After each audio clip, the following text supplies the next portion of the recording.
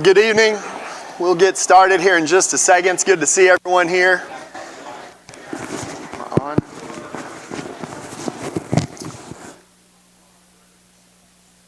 We're going to start by having Brother Matt Miles lead us in a prayer. So if you would bow as Brother Matt leads us.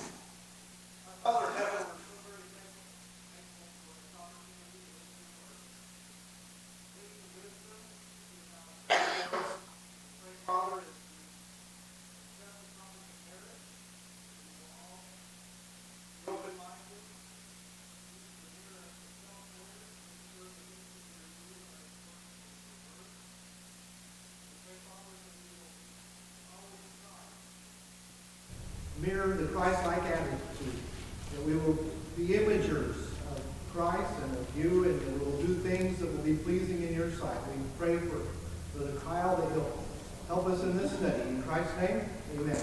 Amen. Thank you, sir.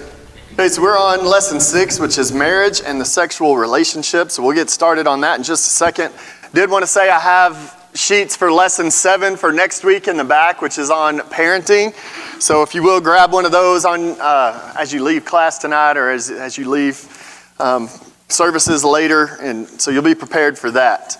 I want to start by reading the paragraph that Brother Lee has at the top of this page if you grabbed a sheet. It says, God instituted marriage in the beginning. Everything that God created in the beginning was good. Sadly, the devil has perverted the marital relationship. He has perverted the sexual relationship between a man and a woman that is supposed to be enjoyed in marriage. And that's kind of where we're going to start. We talked last week about friendships, and obviously tonight we're talking about marriage, which is the most important physical, earthly relationship that we're going to have. So there's a lot of the verses that we're going to read from Proverbs and to look for wisdom and insight on that. Full disclosure, in May I will celebrate my 12th wedding anniversary, so I am by no means an expert, so I'm learning, obviously, and going to rely on some of you to comment a lot and kind of make sure you're chiming in on this. I don't want it to be just me talking, because like I said, I am not the expert on this topic. So if you would, get your Bibles out, turn to Proverbs. We're going to start there in just a second. But let's start by talking about what Brother Lee said about that the sexual relationship has been perverted by the devil. What is the perception of, I would say the world, but that's not really true. We have people from Eastern cultures who would be very offended by our culture. So let's talk about what does our culture here in the United States say about the sexual relationship? How has that been perverted by the devil?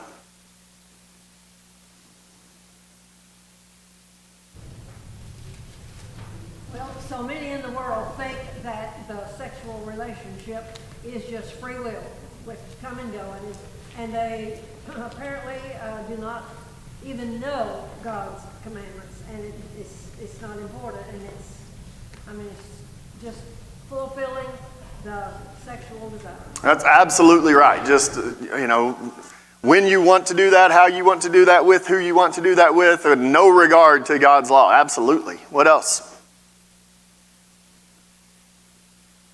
Paul?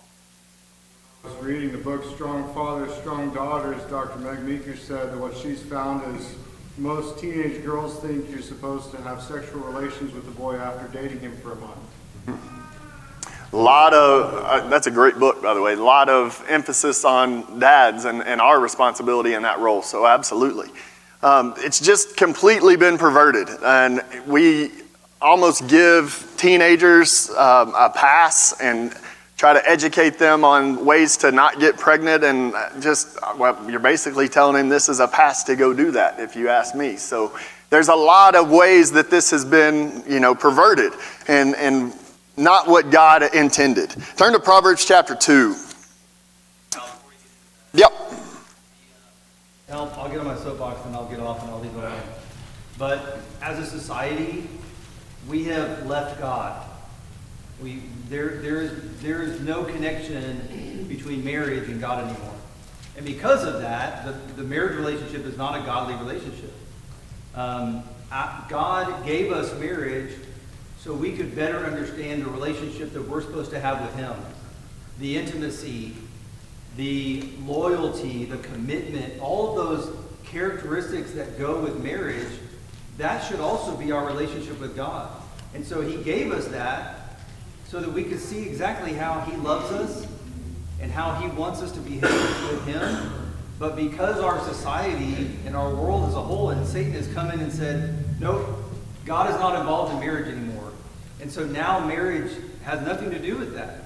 And it's just a relationship with you and I, and it can be broken, and it can be tied back together again or with somebody else, and it just, there's no connection to God whatsoever. Well, and I'm glad you hit on that. I was going to talk later on about that, but now's as good a time as any to talk about that. But to pretend like the devil's not strategically attacking the home is naive at best. I mean, from how men are under attack, with the female empowerment movement and the patriarchy and how demonized that is, and if Satan's thinking, if I can tear the head of the house down, I got the house, and then I can go get the kids and I can get the wives, and there's strategic planning to this, and it starts by taking God out of everything. But Satan is attacking the home for sure. And if he can do that and be successful, he's going to reap a lot of rewards from that. And so we've got to be paying attention to those things and understanding what's happening around us.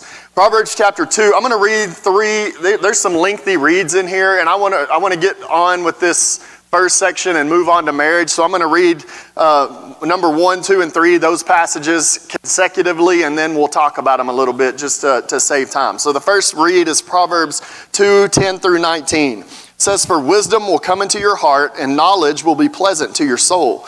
Discretion will watch over you, understanding will guard you, delivering you from the way of evil, from men of perverted speech, who forsake the paths of uprightness, to walk in the ways of darkness, who rejoice in doing evil, and delight in the perverseness of evil, men whose paths are crooked, and who are devious in their ways. So will you be delivered from the forbidden woman, from the adulteress with her smooth words, who forsakes the companion of her youth, and forgets the covenant of her God.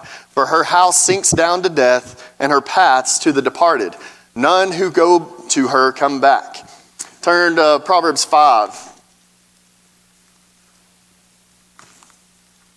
Proverbs 5. The reads 1 through 23. We're going to cut it down a little bit.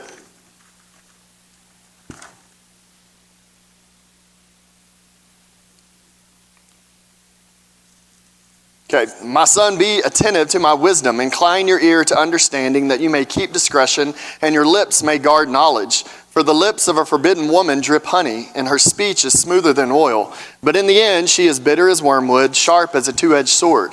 Her feet go down to death, her steps follow the path of Sheol. She does not ponder the path of life. Her ways wander, and she does not know it. And now, O sons, listen to me, and do not depart from the words of my mouth. Keep your way far from her, and do not go near the door to her house, lest you give your honor to others, and your years to the merciless. Lest strangers take their fill of your strength, and your labors go to the house of a foreigner. And at the end of your life you will groan, and your flesh and your body will be consumed." Drop down to verse 20. "Why should you be intoxicated, my son, with a forbidden woman, and embrace the bosom of an adulteress? For a man's ways are before the eyes of the Lord, and he ponders all his paths. The iniquities of the wicked ensnare him, and he is held fast in the cords of sin. He dies for lack of discipline, and because of his great folly he is led astray."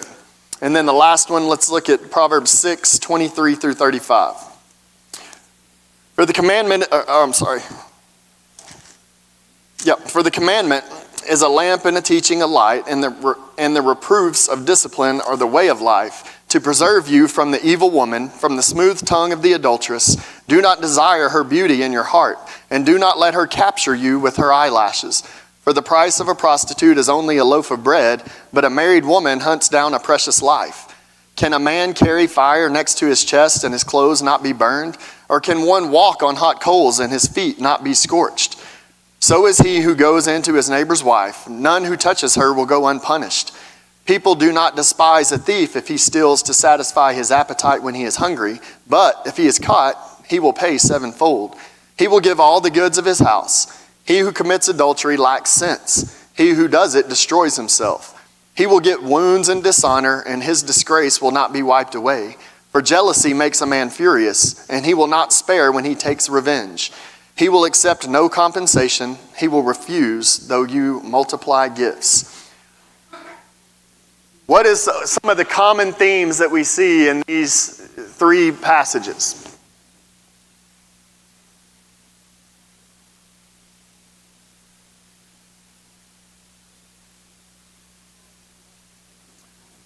Prostitute and harlot, avoid all these sexual misconducts. He's warning, he's pleading, in fact, to avoid these relationships, avoid this woman who's tempting you, and avoid this sin of adultery. What else?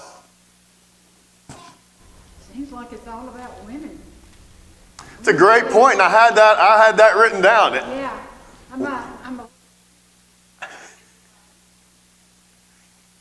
Eve started all that stuff, and the man fell for it, and it just kept on going. I think of Wayne Fancher every time we read Proverbs and something like this comes up, and it talks about the angry and contentious woman in Proverbs 31, and Wayne would always say, you know what's worse than an angry and contentious woman? An angry and contentious man. And so this is not, obviously not geared just towards women. There are men who do very similar things to what the woman's described as here. So I don't think it's just for men to be looking out for women. I agree. What else do you see? For that transgression, that kind of transgression. There's severe consequences. And even worldly people will say there's no denying that there is a connection when you enter a physical relationship. There's an emotional connection, and there's just how we react in that situation and how we are bonded to this person in a way is it changes us. I saw one time that geared towards teenage boys, and it was talking about pornography, but it's still along the same lines. But it was a picture of the brain and the frontal lobe when a boy is engaged in pornography. And there was more activity going on than a drug addict taking drugs. And so there's no denying there's a tie to that, a physical response. There's also emotional and mental ties to that. So absolutely, there's consequences when we make this decision, when we choose to enter into a sexual relationship outside of marriage, and there's unintended consequences. What about, he talks about in the second read that we had, about the woman that she doesn't regard God's ways. Look at verse 6 in chapter 5. She does not ponder the path of life. Her ways wander, and she does not know it. I think this is something that we automatically think that these are maybe wicked or bad people in and of themselves. It may just be ignorance. They don't know any better. And I think that's scary because sometimes people talk themselves into, well, this is really a good person. And there's some deceit there, even self-deceit, that she's not even aware of what she's doing and the consequences that she's drawing this young man down. And so we've got to be very, very conscious and aware of what's happening here. Sinful living entraps you. I think that's another thing that we see. That it is a trap that is unexpected, and then it is so very difficult to get out of. There's just so much to be said on that. Turn to chapter 7. Let's look at number 4, and then we'll move on to the marriage part. This one, we kind of need to read the whole chapter, 1 through 27, because there's a lot there. It says, "My son, keep my words and treasure up my commandments with you. Keep my commandments and live. Keep my teaching as the apple of your eye. Bind them on your fingers. Write them on the tablet of your heart. Say to wisdom, you are my sister, and call insight your intimate friend, to keep you from the forbidden woman, from the adulteress with her smooth words. For at the window of my house I have looked out through my lattice, and I have seen among the simple, I have perceived among the youths, a young man lacking sense, passing along the street near her corner, taking the road to her house in the twilight in the evening, at the time of night and darkness. And behold, the woman meets him, dressed as a prostitute, wildly of heart. She is loud and wayward. Her feet do not stay at home. Now in the street, now in the market, and at every corner she lies in wait. She seizes him and kisses him. And with bold face she says to him, I had to offer sacrifices, and today I've paid my vows. So now I have come out to meet you, to seek you eagerly, and I have found you. I have spread my couch with coverings, colored my linens from Egyptian linen. I have perfumed my bed with myrrh, aloes, and cinnamon. Come, let us take our fill of love till morning. Let us delight ourselves with love. For my husband is not at home. He has gone out on a long journey. He took a bag of money with him, and at full moon he will come home. With much seductive speech she persuades him. With her smooth talk she compels him. All at once he follows her, as an ox goes to the slaughter, or as a stag is caught fast, till an arrow pierces its liver.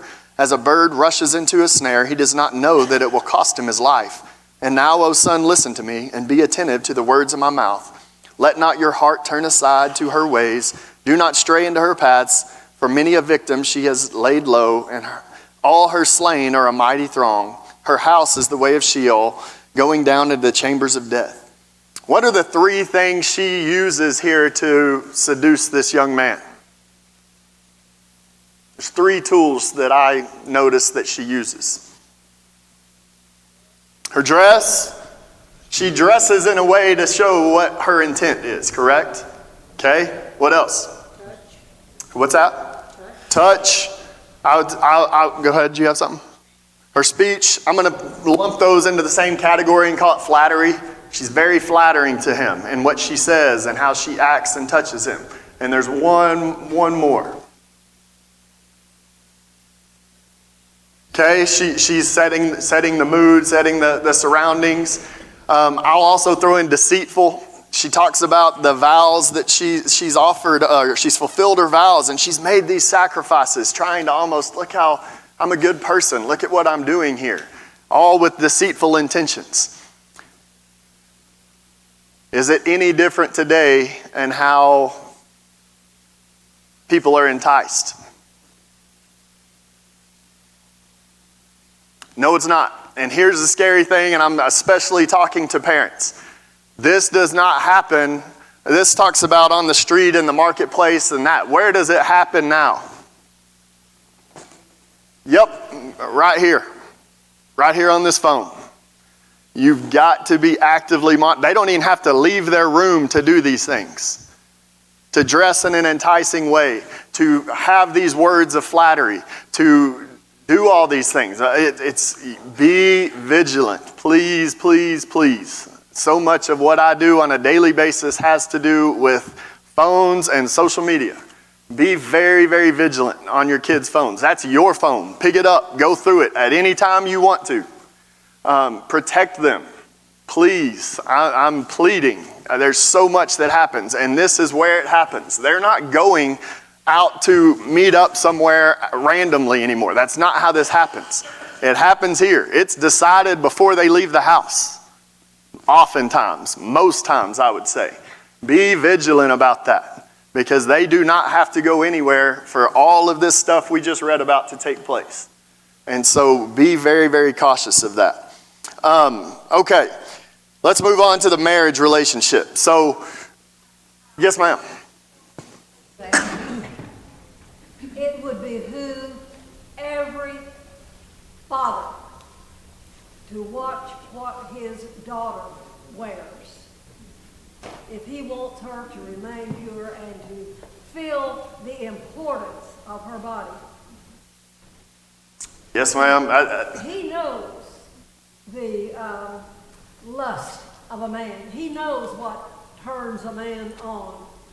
And yet we see these young girls dressing in a way that blows my mind. That's absolutely right. That's biblical. But even more so, Paul referenced that book about the fathers and daughters book that he was talking about, and it talks about that girls crave that. They crave their daddy setting boundaries and saying, no, you're not doing this, you're not going here, you're not going to do these things. And even though it's a battle, they want that. Because what they hear when that happens is, my dad loves me. My dad cares about me. My dad doesn't want me to get involved in this stuff. And they may not like it, but that's what they're hearing. That's the message they're receiving. So that's so very important for dads to do.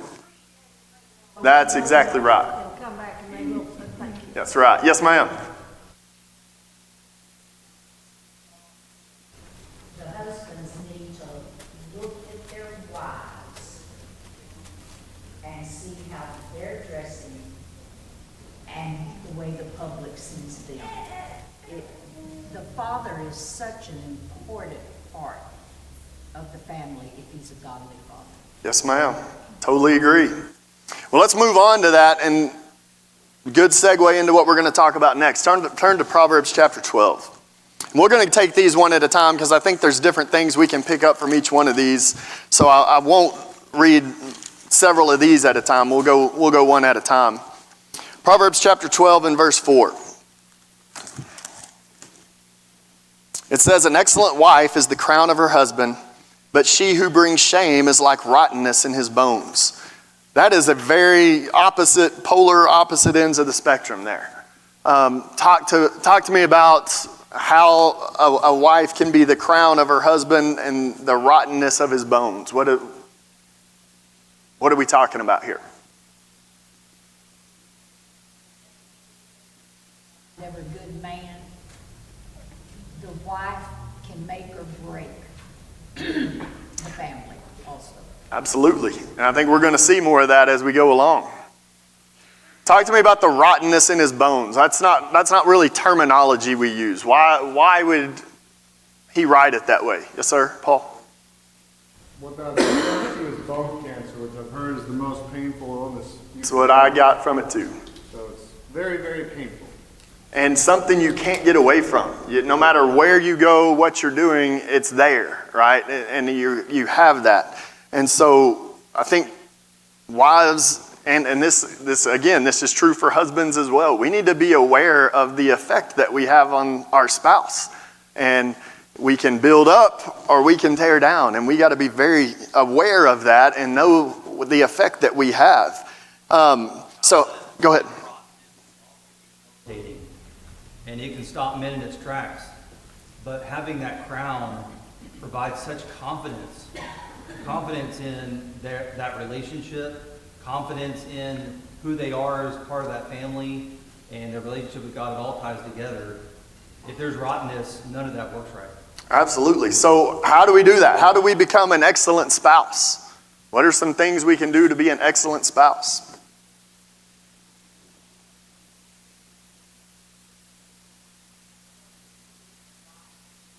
In front of others, in front of your children.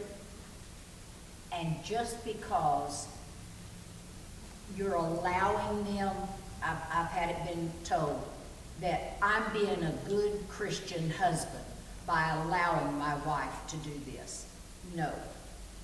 You're letting her wear the pants in the family, and you're letting her set precedents out in the public with your children. That does not make you a good Christian husband. I love the part where you said how we treat our spouse in public and especially in front of our kids. That kids see everything. They're picking up everything. And so I kind of laugh sometimes because I'll see Henry from a long way off, and the dude stands just like me, and he'll move exactly kind of how I move, and you're like, that's not an accident. Like that's scary to some degree. Like that's how close he's watching me. And so it's humbling. You got to be careful because kids are picking up. How else? We got a room full of married people. How do you be an excellent spouse? See your spouse and do the simple things that you do with people in the store. Thank you, excuse me, those kinds of things. Absolutely. And isn't that sad how sometimes we let that slip with the people we're most comfortable with and mean the most to us, and we let little things slip. That shouldn't be. Good point. What else?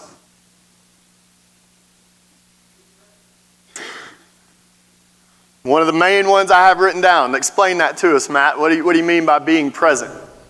You can be in the room and not be available. And so quality time isn't the amount of time you spend, it's the effort put into the time you spend when you're together. And there's an intentionality required to that, right? Like I'm not just, we got 5 minutes here, let's spend some time together. There's an intentionality to spending that time together and spending that quality time together and making sure that you're doing that. Good point. Yes, ma'am.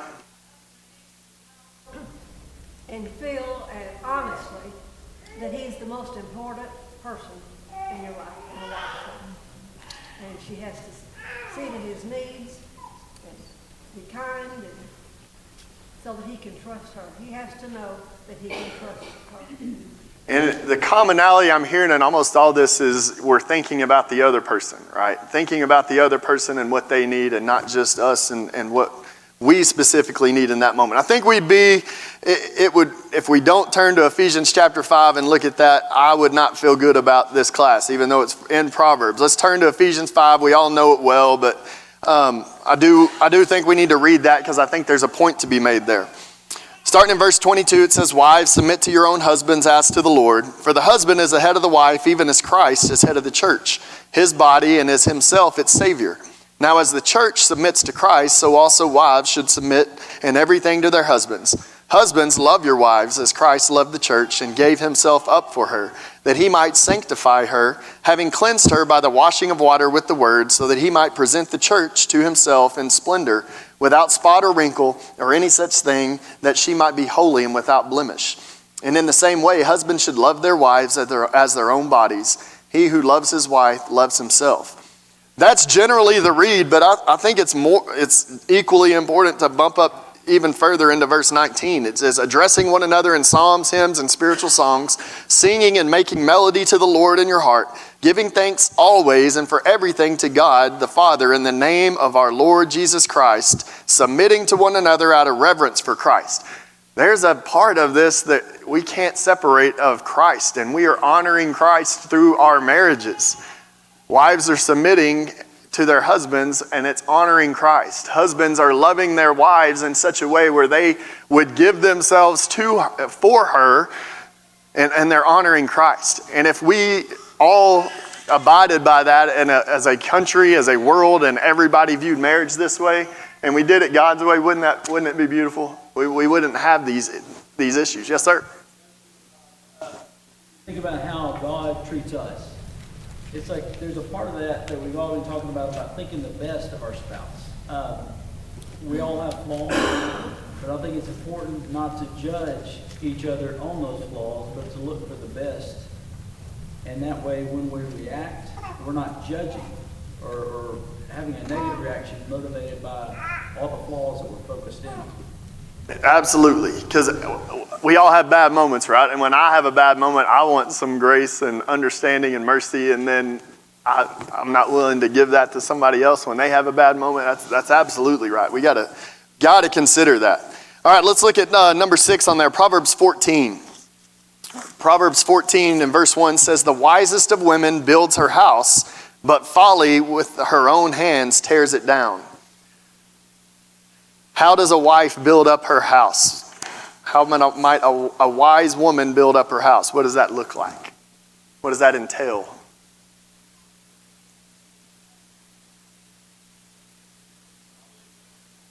What's that? A godly example. Being a godly example. I think that's a huge piece to it. Yes, sir? Long ways towards her husband and towards the children. And back to what he just said, the example can be that encouragement oftentimes. Absolutely. Being that encouraging person for your spouse, for your kids. How can a husband build up the house? Because this, like I said, this is two-sided. How does a husband build up his house? Not on themselves. The second part there is folly with her own hands or with his own hands. It's like all he's doing is just having fun, and it's all about he or she. When you turn it back to the idea of focusing on your own home and not about you, but I want to build this. I want to make it something great. I want to make it where it's stable and it can withstand and do all the things that a house should be able to do. But you got to focus on that, not yourself. Absolutely. I think that's a huge piece to it. Is the first part, the successful part's looking to the house and not at yourself, and the second part's looking at yourself. Yes, sir, Mr. Hyde. Back to this word respect and disrespect. When you show public respect for your spouse, then people can see it. When you disrespect your spouse in public, then you're tearing your house down. Absolutely right. And that always kind of baffles me when people do that, because you're not just disrespecting your spouse, you're disrespecting your marriage. And people see that, not giving it honor. Let's look at the second part when it's talking about she, with folly, her own hands tears it down. Do you think this woman is intentionally tearing her own house down? Like with that mindset of, I'm going to just tear this down.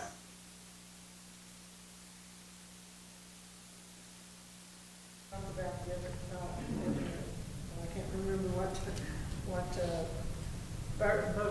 verse it was, but she doesn't know. She doesn't realize her thoughts are on herself and her desires, and she has no thoughts of anyone else, and so she thinks that's the way it ought to be. I think that's how it hits me. I think it's very cynical to think, and I'm not saying there's not those circumstances where somebody's intentionally tearing it down, but I think that would be the extreme minority. I think when any of us is destructive in a way like this is being talked about, it's not with the intention of destroying it. It's with the intention of, this is what I want to do. Or this is how I see this. That doesn't, in no regard to the other person's opinion or maybe what's best for the house. And we're not even seeing that in that moment of my selfishness is tearing this house down. So that's kind of eye-opening and where we have to be vigilant. Or am I making decisions that are tearing my house down? Yes, sir. When a building is being built, the first thing you got to do is build a good foundation. So in order for there to be a woman building her house, she has to have a good foundation. So she is making sure that her children are getting that godly foundation. And in being foolish, tearing it down, she's starting to do ungodly things. That's absolutely right. And I think we're all going to have disagreements, right? We're all going to have times in a marriage where we don't see eye to eye. And coming back to that point you made is, what is our foundation? What is this on? And that's got to be non-negotiables. No matter where we're at, we agree on this. And I think that goes back to Christ. And we both want to honor Christ. We both want to live godly lives. And we entered this marriage to help each other be better Christians, and because we love each other, and that's the common goal. And getting back to that foundation is so very important, and not just in those times, but reflecting on that foundation frequently and often, in good times and not great times. All right, let's move on, and we're not going to get very far. Number 7. Sorry, I'm off. Chapter 17 and verse 1. It says, better is a dry morsel with quiet. Your version, I like other versions better. It's, instead of quiet, it says peace, than a house full of feasting with strife. What's the sentiment he's trying to get across here?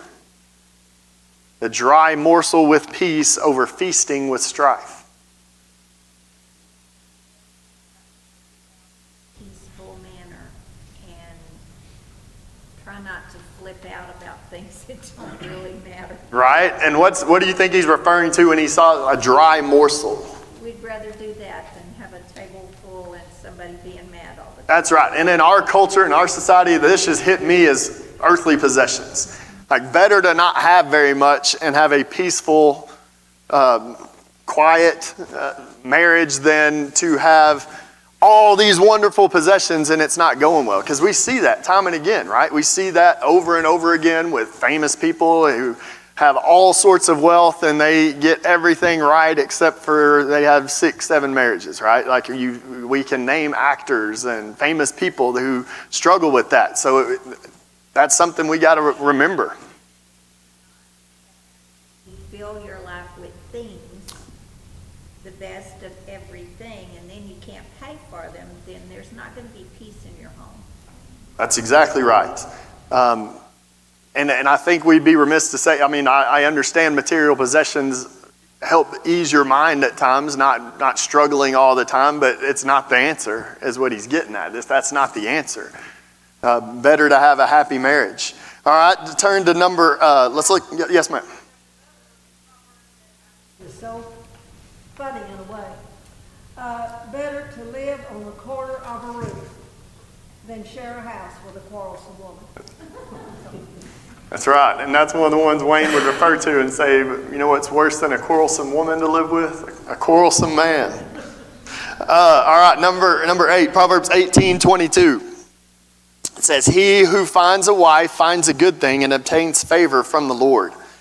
I oftentimes get to have some pretty interesting biblical discussions with people at work. And one time, one of the gentlemen that I have discussions with a lot pointed out, well, yeah, but in 1 Corinthians, Paul says it's better to remain unmarried. So see, the Bible contradicts itself.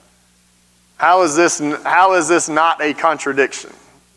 Because Paul does say that. In 1 Corinthians 7, verses 8 and 9, he says to the unmarried and widowed, better to remain as I am unmarried. So how do we reconcile that?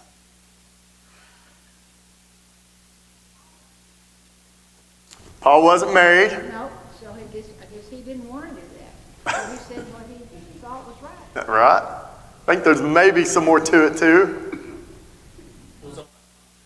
There we go. Talk to me about the context. Two completely different types of contexts. Paul, for him, it was what we call the present distress of those times. And you don't want to be encouraged things that are going to affect your decision making spiritually as a Christian, because they were facing very serious, tumultuous times. That's absolutely right. Proverb is a general truth, right? And so it's not a commandment that you find a wife, but as to your point, there was difficult times going on when Paul wrote that, and he explains that in the context, and that's what I told the gentleman. Read the rest of the chapter, and he tells you why he said that. There was a lot going on in strife and persecution in the church, but explain to me why finding a godly spouse is a good thing. What are the benefits to that? And I'm hoping to get some good answers here. What are some benefits to finding a good spouse? Strengthen each other. You're on the same team, right? It's always better to be going through life or good times and difficult times when you're with somebody. What else? Yes, ma'am. The domino effect, like whenever you have a good relationship with your spouse and a godly relationship with your spouse, then goes on to your children, and then they learn how to also have a godly relationship with God and with other people. So it just continues to go. They're so true. And I see that a lot in the domino effect of relationships in what I do and how that affects things. And so you're absolutely right. Yes, sir? It's not good for man to be alone, so you make a helper and is suitable for it. So it's not good for a man to be alone. The Lord said it. That's absolutely right. Not made to be an island. We're not made to go through these experiences on our own. Talk to me about parenting. Why is having a good spouse such a huge benefit? You're outnumbered if you're wrong. That's right. Yeah, you got a teammate there.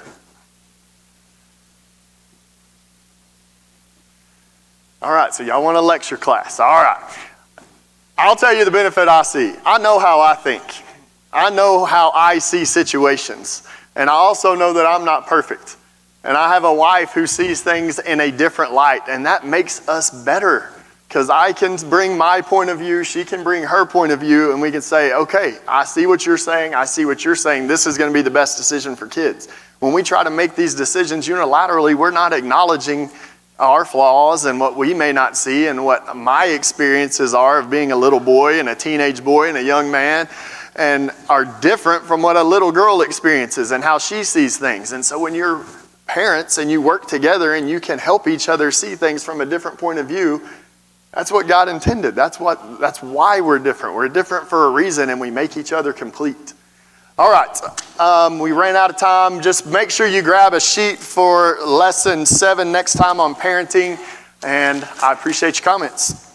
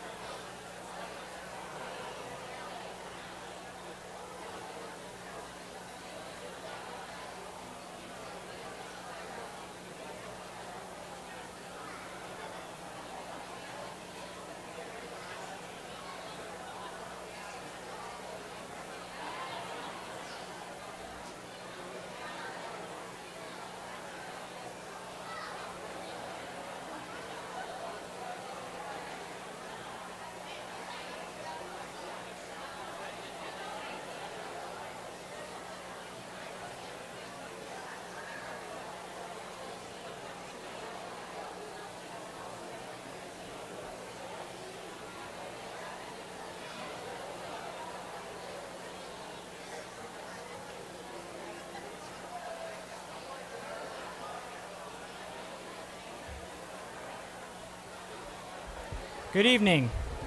It's time for us to begin. Give everybody a second to sit down.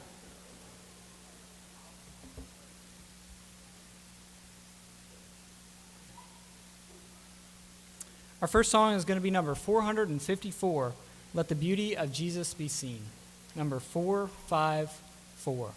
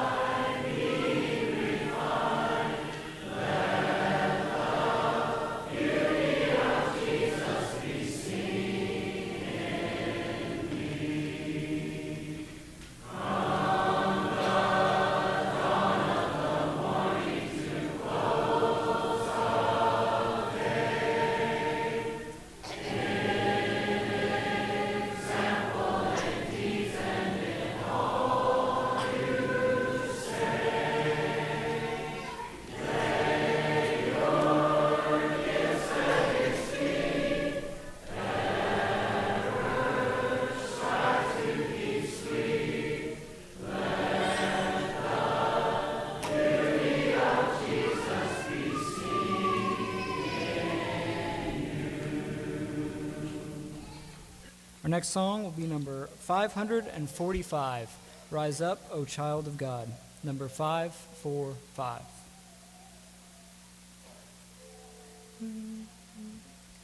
No soul. Rise up, O child of God, have done with lesser things. Give heart and soul and mind and strength to serve the King of Kings. Rise up, O child of God, His kingdom tarries on. Bring in the day of brotherhood and in the night of wrong. Rise up, O child of God, the church for you doth wait. Her strength unequal to her task, rise up and make her great. Lift high the cross of Christ, tread where His feet have trod. As children of the Son of Man, rise up, O child of God.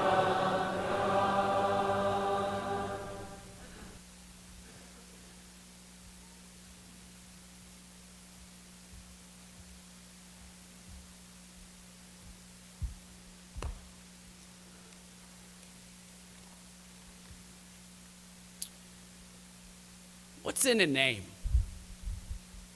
My first name, Justin, means righteous, just, and fair. My last name, Campbell, is a Scottish surname, which means crooked mouth. I'll let you be the judge, which fits me better. In previous generations, names seemed to mean a little bit more, didn't they? Your family name was pretty important to you. It was how people knew you. Whether they met you in person or not, they knew you by your name. It was your reputation. Do you think people today are just as concerned with their name? How about you? Is your name, is it important to you? Consider the name Lindale Church of Christ. Chris mentioned on Sunday that as the church, we are the bride of Christ. And as his bride, we wear his name of Christ. How important is that? Madeline, when she married me and became my bride, she took upon my name and became Madeline Campbell. Who she is, who she represents, now became associated with me. If Madeline one day just up and decided to drop the last name Campbell or change her name to something completely different, people would no longer know or associate her as my bride. And as a husband, I would definitely feel pretty betrayed that she no longer wanted to wear my name. The same principle applies to the church. It's vital that people know who we are, that we are his bride, and that we are of Christ. In Proverbs chapter 22, verse 1, it says, "A good name is to be chosen rather than great riches, loving favor rather than silver and gold." Why do you think Solomon said here that a good name can be chosen? Can you control what people think about your name?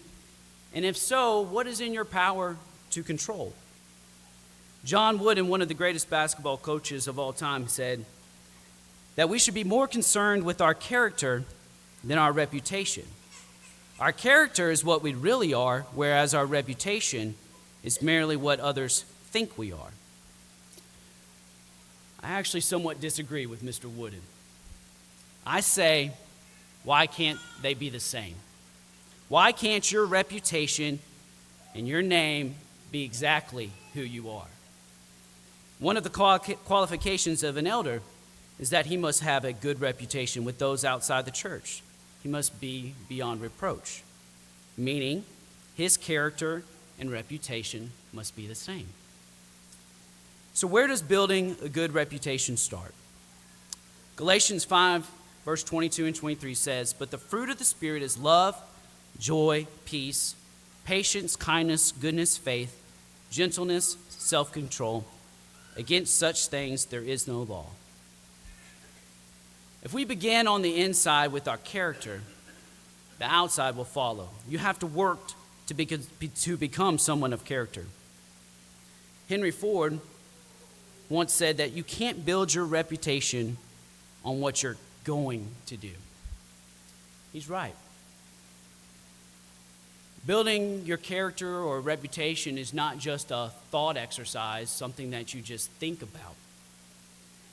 Building a good name is an active, ongoing effort that starts when you wake up each and every day and with purpose decide to live by the fruit of the Spirit.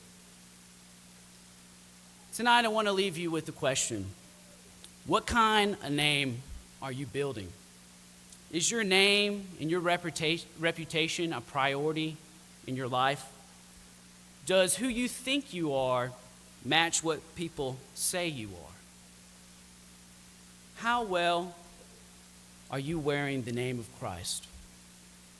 Do others even know that you belong to him and that you are a Christian? Maybe tonight you're here and you've yet to put on the name of Christ. You've yet to be baptized with him, and you've yet to become a Christian. There's no better time than right now to do that. There's no better time to start building your reputation as a faithful follower and disciple of Jesus Christ. If there's any way we can help you, won't you come forward while we stand and sing?